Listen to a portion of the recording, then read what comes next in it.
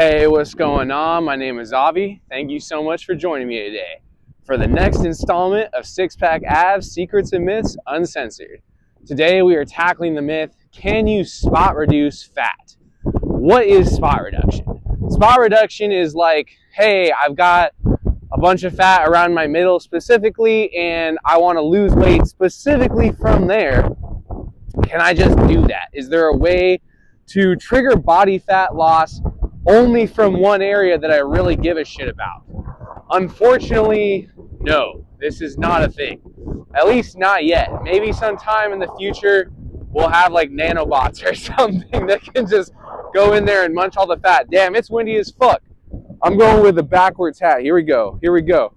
Yeah, so maybe in the future there'll be some like nanobots or something that can just like go in your body and munch away fat from a certain area. But unfortunately, this is not a thing. The way it actually has to work, at least right now in 2025, generally speaking, for average everyday Joes like you and me, is you pretty much just have to lose weight. You have to lose enough weight, and eventually your body will lose weight from your core. But we can't really, we all wish we could just lose weight from the core immediately without losing weight from anywhere else per se, but it unfortunately doesn't work that way. Your body, we all have genetics, we all have DNA, we have a genetic blueprint, and part of that blueprint is what tells our body how to store body fat. In other words, your entire body is composed of adipose tissue, body fat cells, right?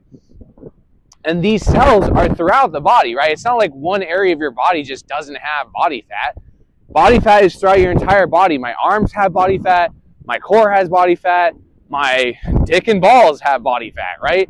Everywhere has body fat. So it's really about how does your body actually choose when you have intaken more calories than you need during a certain time period, right? Because that's what drives body fat. It's just first rule of thermodynamics.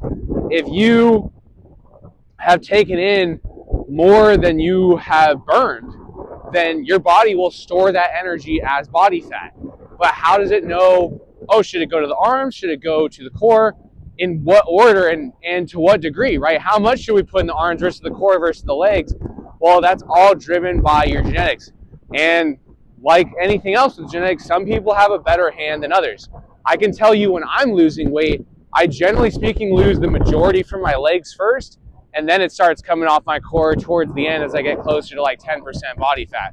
But it's going to be different for everyone. I wouldn't focus on this too much though. It's just kind of a detail. The bigger picture here is if you lose enough weight, eventually your body will lose it from the area on your body that you actually give a shit from or give a shit about. It might be your core or your glutes or whatever. But if you lose enough weight, I promise you eventually your body will have no choice but to eventually pull body fat, energy from the body fat in that area, right? It's like, let's say that you care about getting shredded arms, right? And you're losing body fat for a while, but it just doesn't seem like it's coming from the arms. It's like only coming from the legs, it seems like. Well, your legs only have so much body fat. So if you keep losing body fat, your leg's gonna run out. Or they'll get to a critical level where your body's like, maybe it's not best to keep pulling from the legs. I'm gonna pull from the arms instead. And then you will have what you're looking for. So that's it for today.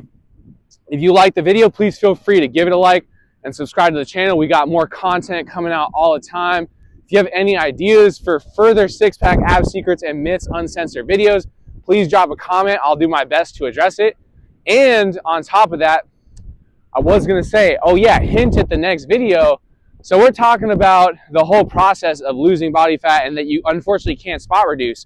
But as long as you are in the process of losing body fat, is it better to be doing clean foods, a little bit of processed foods? Is there any difference between clean foods and processed foods as far as like how it affects body fat loss as a process? Well, we're going to talk about that in the next video. And until then, have a great day. I wish you a great day. And yeah, that's it. Go love yourself. Peace.